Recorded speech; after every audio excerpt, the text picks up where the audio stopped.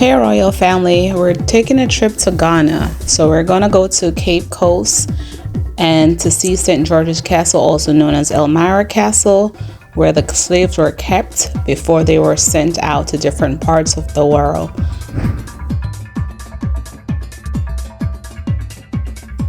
There may be several videos about the same location, so just be patient with me. It's a lot of information that I got when I was there.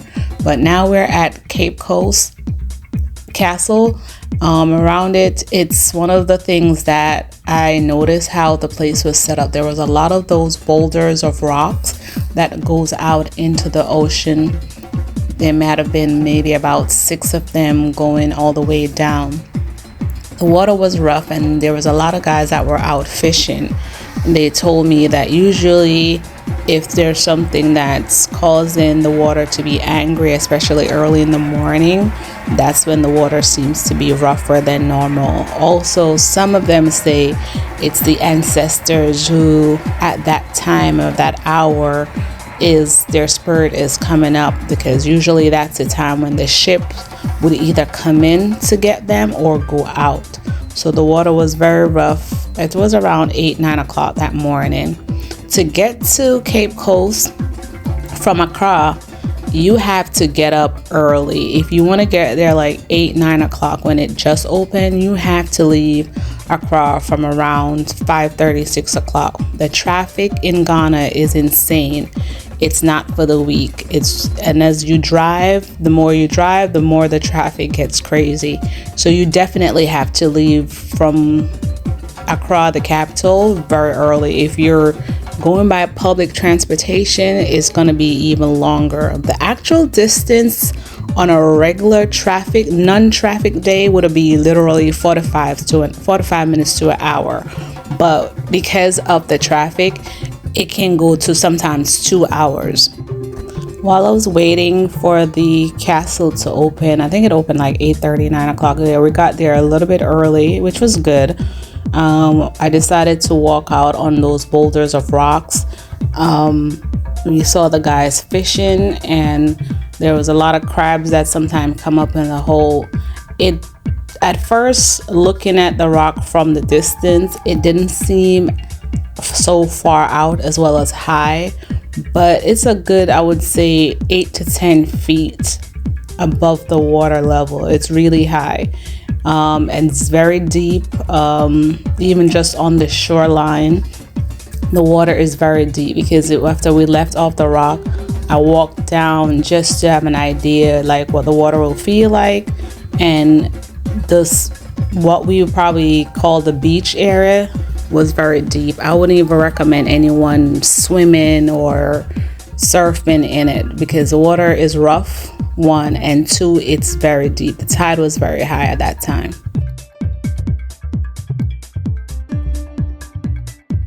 When the castle was open for admission, it was about $2 to $7. There's a cost for children versus adults. Also, the Ghanaian local price is different from foreigners or visitors. So if the price for a Ghanaian local is $3, then the price for a visitor will be about $5 or $7 based on the adult or something like that. But their money is called CDs, so its equivalent would probably about 4 CDs, which would be about $7 US. The tour is about 2.5 hours, 3 hours, probably the most. Most of the structure is in its original form. There's only, I think, one section that has a new addition to the building or to the castle layout, but everything that you see there is in its original form, the design, everything. So it's over 400 years, because that's pretty much the time in which we had slavery from Ghana, Benin, Togo, to the Caribbean, to Brazil. So all of that is still there. One of the things that you will notice if you are supposed to ever visit, and especially if you're from the islands, you will see that the architectural design is very similar to places in the islands. So anywhere the Europeans or the Portuguese went, the Spaniards, they seem to have the same design wherever they conquer. So if you were ever in Jamaica, Trinidad, most of their courthouse buildings are in that design where you have the staircase up the side of the building. It's the same thing there.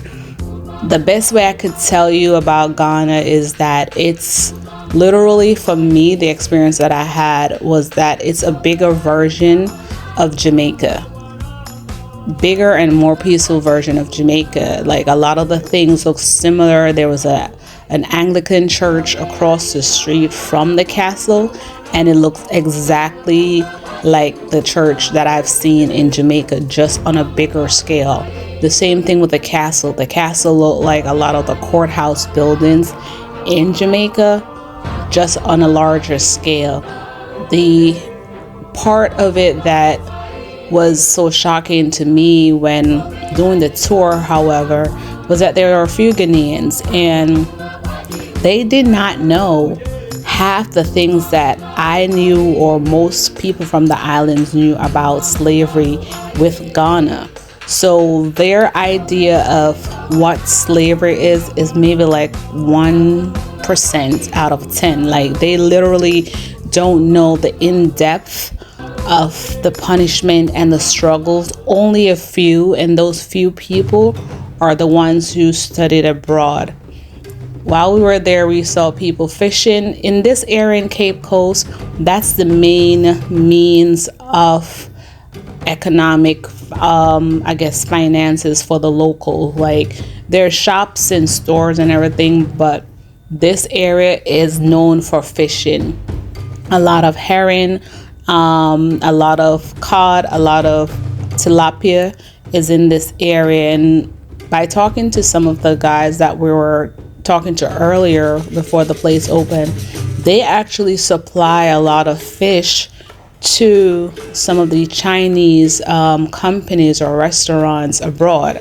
So the fishing is a lucrative business down there. Unfortunately, they don't get the value of the fish that they catch. Like, what they're getting for it is way less than what the Chinese go back and resell it for. But in that area, a lot of people, that's what they do. They fish. There's so many boats out there. And then the local market vendors, they go there every morning, get their fish to go back to the market and sell.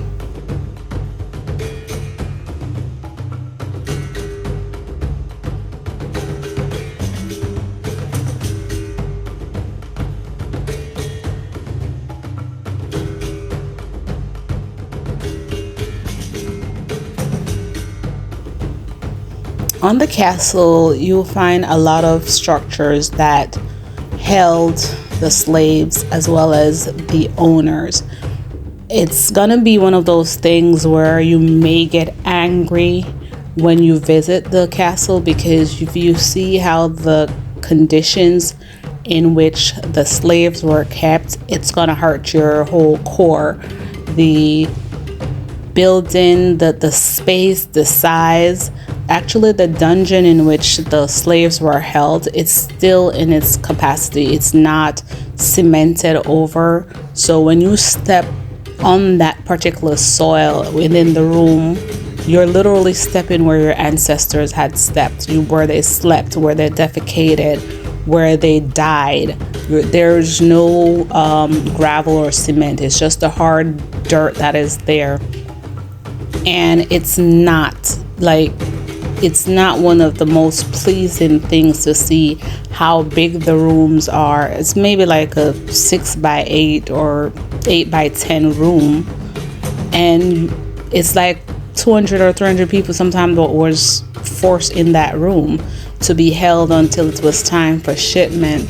This room that we're going in, there was a leader of the slaves that at one point was getting the slaves to the European, and he used to stay there until I guess he started to revolt once he realized what was going on and how they were treating him.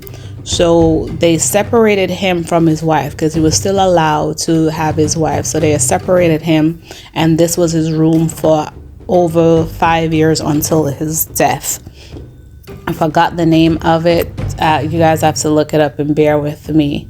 Here in Elmina Castle, it's similar to Cape Coast or St. George's Castle, but it's a smaller one. The design structure is still the same.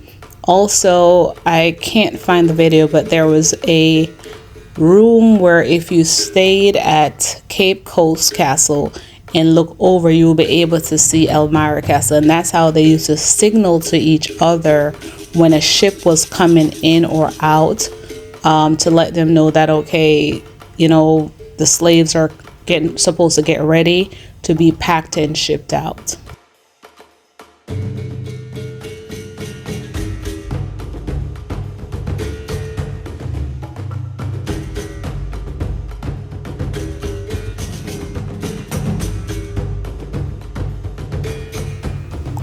Ghana has been robbed of a lot of its culture. Yes, the culture still practices, but there was a pause in the sense that their worshiping was stopped. The way they were dressed was stopped because, again, of the influence of the European. They also carried some of their own foods, and even that was infiltrated into the Ghanaian culture.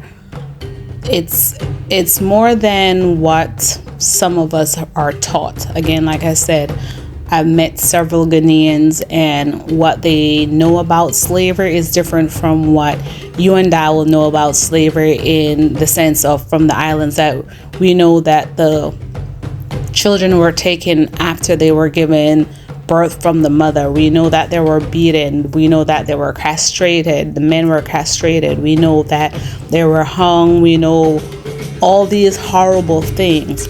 However, a lot of Nigerian and Ghanaians, they don't have a clue that some of these things are happening.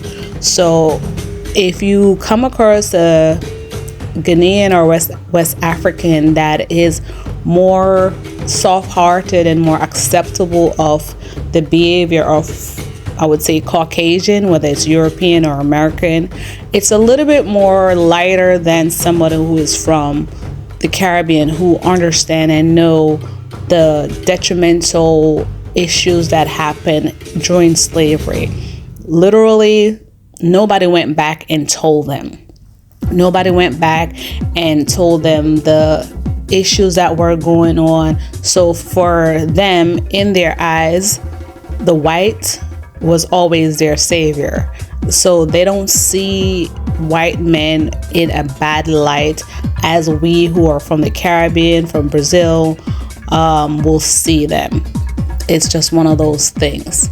They do teach history, but it's not as in depth as what we will learn over here in the islands. It's night and day. It's so minimal, so they don't have a clue or idea the torture and the bad effects that slavery had on us.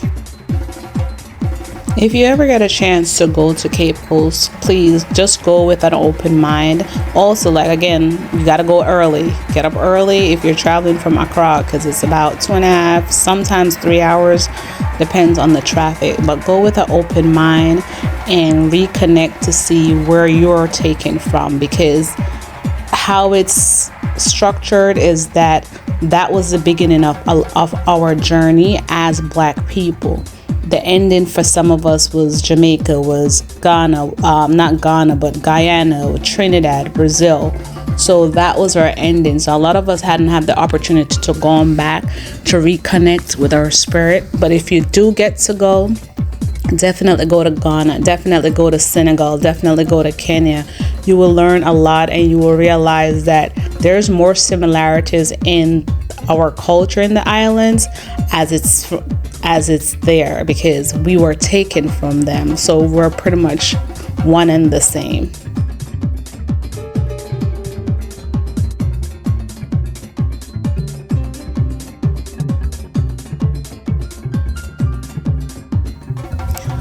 Can you spot any similarities in these video or pictures that are in relation to your country or your parish? Drop a comment, let me know. Like I said, for me, the castles were larger versions of what we now have as our courthouses in Jamaica or churches in Jamaica. The cannonball, we still have those. The building painting as white, we still have those in the island. So if you're from another country, please drop a comment, let me know if you see any similarities. I will also post the other video with the actual tour guide giving a little bit more history and detail of the Cape Coast Castle. I will show videos of where the slaves had their last bath before they had to walk all the way to the Cape Coast Castle, which is over 4 or 5 hours walk that they had to do to get to this place before they got onto the ship. I will show videos of the highest waterfall found in Ghana, or actually it's the highest waterfall in West Africa. I will definitely show more sites of and recommend other places that you should visit, or I think you should visit if you go to Ghana. However, if you're looking to reconnect to your spirit and to know more about your history, Ghana is one of the countries that you should visit first out of West Africa, and possibly Kenya out of East Africa.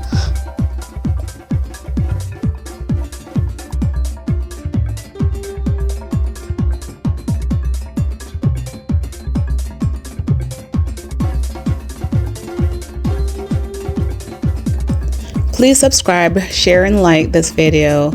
And thank you guys so much for watching.